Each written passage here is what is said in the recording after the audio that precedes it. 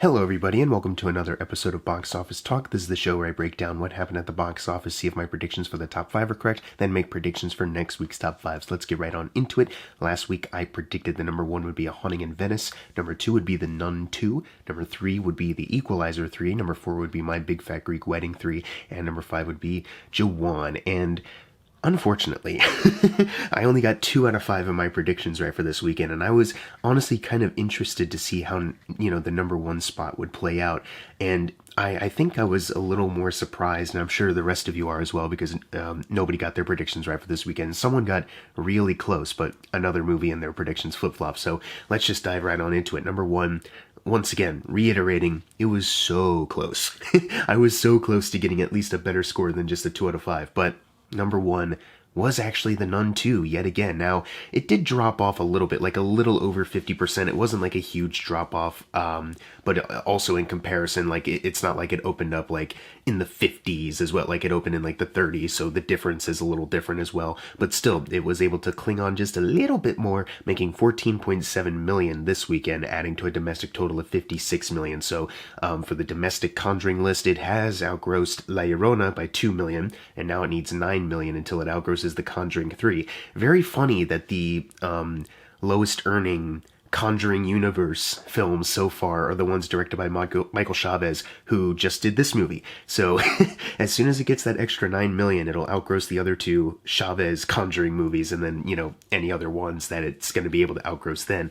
Worldwide, it jumped up a little bit, making 158 million now, so it has outgrossed La Llorona by 35 million, and it's now behind The Conjuring 3 by 42 million. Once again, worldwide, the same bottom 2 earning Conjuring movies are the Chavez ones. So as soon as it gets past that one, Chavez can, probably not outgross the rest of them by a wide margin, but at least, say that this is the highest grossing one that he's made, which, good for him and whatnot, that honestly surprised me a little bit. I was kind of thinking that why I predicted last weekend, always knowing that it was possible that The Nun II could cling on, but I thought that number 2, which turned out to be A Haunting in Venice, I thought that, Murder on the Orient Express, it's been a couple years since then, and it opened kind of solidly. It had a solid domestic run, and Death on the Nile, maybe that was just more so hurt by, coming out of, some COVID things, blah, blah, blah, and the budget maybe being a little higher.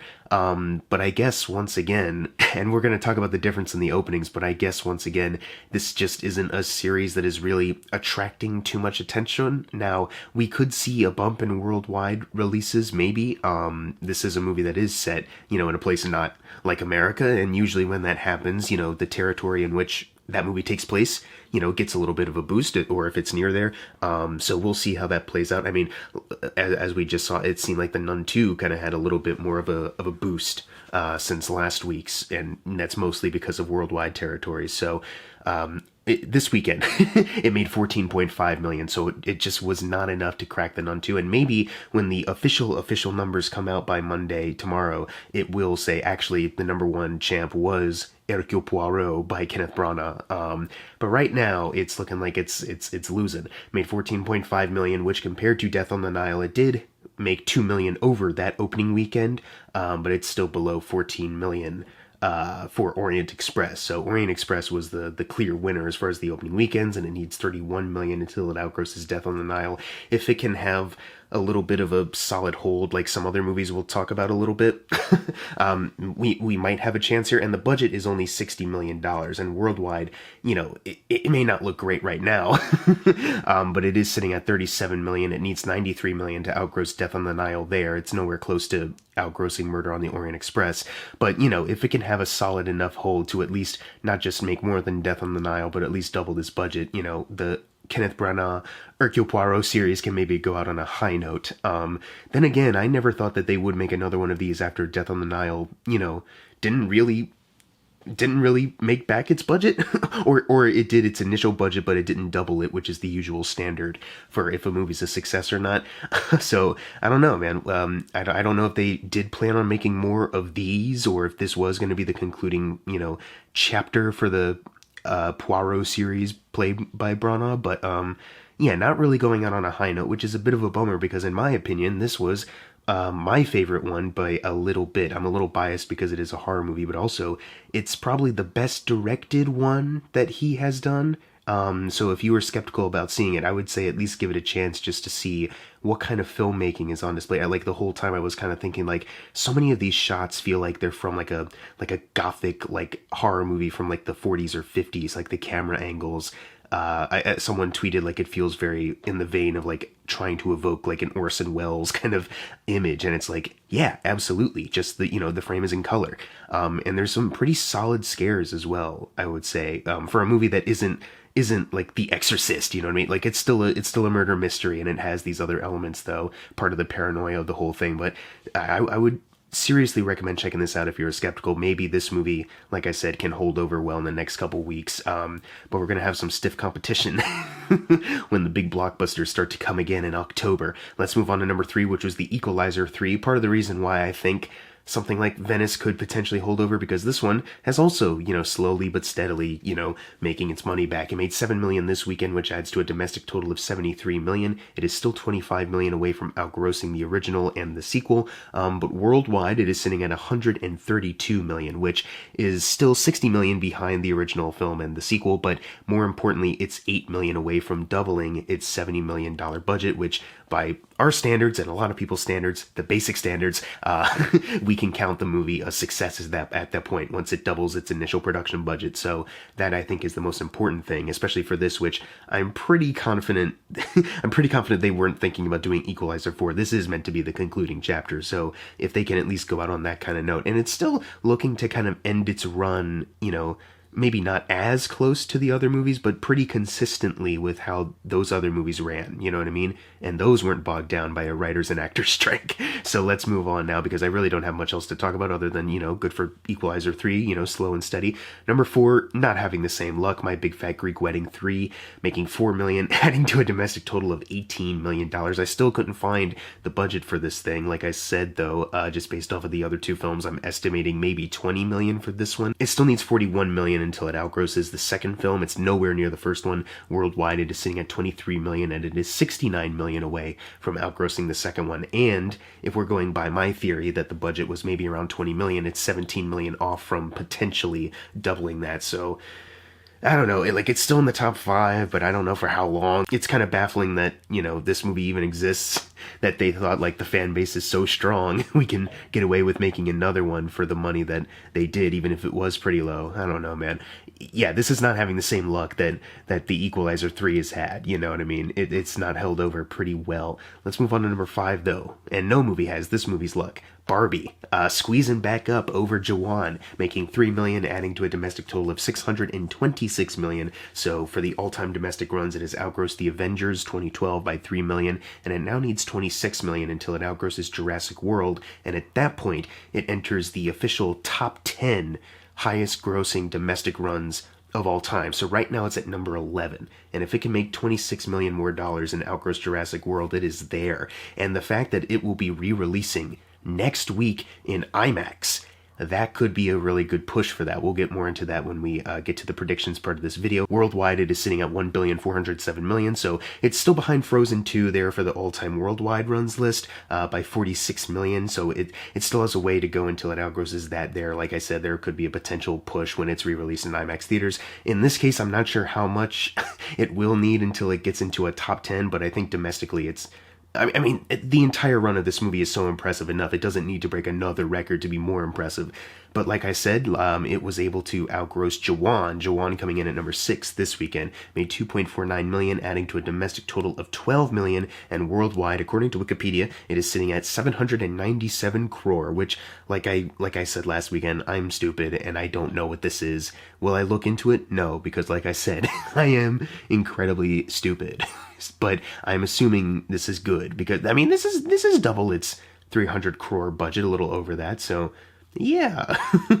But similar to the number 1 and 2 spot, it came really close with our number 7 film, which is Blue Beetle, which it's still, look, I'm just gonna be for real, it still is not close to doubling. It's either $100 million budget or $125 million budget, somewhere in that range, but it has been holding over well, which once again feeds into my theory that Haunting in Venice could potentially continue to hold over well in the weeks to come, especially with Halloween approaching. And it's like, hey, it's another movie that you could see during this time instead of The Exorcist or Five Nights at Freddy's. It's just another thing. It's kind of like, I feel like grandparents probably wouldn't see, closer to Halloween, I feel like they wouldn't see Exorcist or Five Nights at Freddy's, but they would probably see A Haunting in Venice and go like, oh, well, it's a Agatha Christie murder mystery, you know what I mean? Anyways, sorry. Blue Beetle.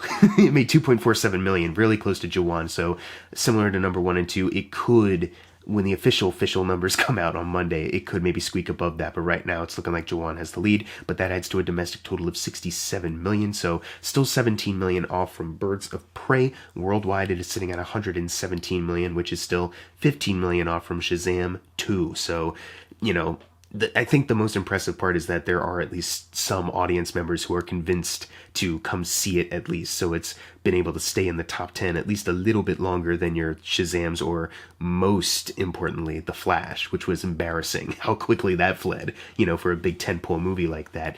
Number 8 is Gran Turismo, making 2.3 million, adding to a domestic total of 39 million. We're still $54 million off from it outgrossing Elysium, which it's looking unlikely, you know what I mean? And worldwide, look, it's 3 million away from outgrossing Chappie, but right now it's still behind Chappie by that much. It is sitting at 102 million. It still needs 18 million to even double its $60 million budget, and it's about to leave the top 10, it seems. So I don't really have a lot of faith in this one, and I'm sorry to Neil Blomkamp, because it always seems like he's in desperate need of a win, because even though Elysium wasn't the most hated thing on the planet, following, District 9 with that, wasn't particularly great, and then following that up with Chappie, which was, kind of universally almost hated, and then, kind of following that up with Nothing, and then a pandemic horror movie that the people that saw it didn't really like it, and then that, you know what I mean? He could use a win, and it just seems like this maybe in better circumstances this could have been it, and maybe this did better than they expected, but I don't know. It still hasn't doubled its budget, so from the logic that we go by here, not a success. Number 9 is Oppenheimer, making 2.1 million, adding to a domestic total of 318 million. For Christopher Nolan's filmography, it's 130 million behind The Dark Knight Rises, which got re-released in some theaters for Batman Day, so I don't know if they've updated the site for that. Maybe they have. For the 2023 domestic runs, it still needs 40 million until it outgrosses Guardians 3. Like I've been saying, probably won't get there. Maybe it could get a big boost if it's re-released for the Oscar season, but who knows? Worldwide, it is sitting at $912 million, so it is still behind The Dark Knight by 86 million there. Also got re-released for Batman Day, and for the 2023 list, it is still 448 million behind the Mario movie, which is behind it for the worldwide runs. It's behind that, and then Barbie, which, yeah, it's not going to get the money it needs to outgross those movies, even though Oppenheimer is probably a better movie than Mario, at least. I think everyone can maybe agree on that. Well, not everyone, but you know what I mean. Still, though, this is still the fact that it broke 900 million worldwide. That's incredible. I really don't know what else to say. I'm pretty sure I saw that it outgrossed the Bohemian Rhapsody movie, which means that is the highest grossing biopic of all time, which, good. It's good to have a good movie in that title instead of Bo Rap. Embarrassing. Finally, closing out the video, number 10, Teenage Mutant Ninja Turtles Mutant Mayhem, the little movie that could, once again, feeding into my idea that maybe Venice could have a solid run in these weird non-promotional who knows what's out kind of times of September and the strikes. It made 2.0 million, adding to a domestic total of 114 million, so it's still 21 million behind the original film, and then worldwide, since it's sitting at 167 million, it is 35 million behind the original, so it wasn't able to triple its $70 million budget while it was here, and it probably won't. Even if it is released in any other territories, it probably won't be enough to triple it, but still, it's still good that it was at least able to double it. I think word of mouth on this one will spread once it hits home video, and years pass and people talk about it more fondly. I don't think this will be the last we see of these Ninja Turtles, which good, because these are really good. This is a really good movie, and more people should have seen it. Hopefully that is the case in the future. Now it's time for the fun part, the predictions for next week's top 5. This will be interesting for sure. Number 1, I think, will be similar to A Haunting in Venice. I don't think it'll be by much. I don't think this will be a big smash hit. But I think number 1 will be Expendables 4, or as I like to call it, Expendables, since they have decided to label this movie with the 4 in the middle of the fucking name. So it's called Expendables. I think it'll at least get number 1 there. And then number 2, I think Dumb Money has a chance to get in there. I saw like the early showing on like Wednesday, and there's a couple people in there who seem to like be really following the story at the time, going to see the movie now. So it seems like at the very least those people will come in of support for the movie, for the official opening weekend. We'll see how that goes, though. I could be completely off on that. And then I think number 3 will be Barbie, just based off of bouncing back because of the IMAX re-release. Number 4, The Nun II, and number 5, A Haunting in Venice. Unfortunately, I don't think It Lives Inside, which looks like a really great horror movie, I don't think that's gotten enough kind of wide attention. So I don't think it'll crack the top 5. But what are your predictions for next week's top 5? Leave them in the comments below. And as always, thank you guys for watching. Make sure to subscribe. I'm Jackson Fulcher. See you guys next time.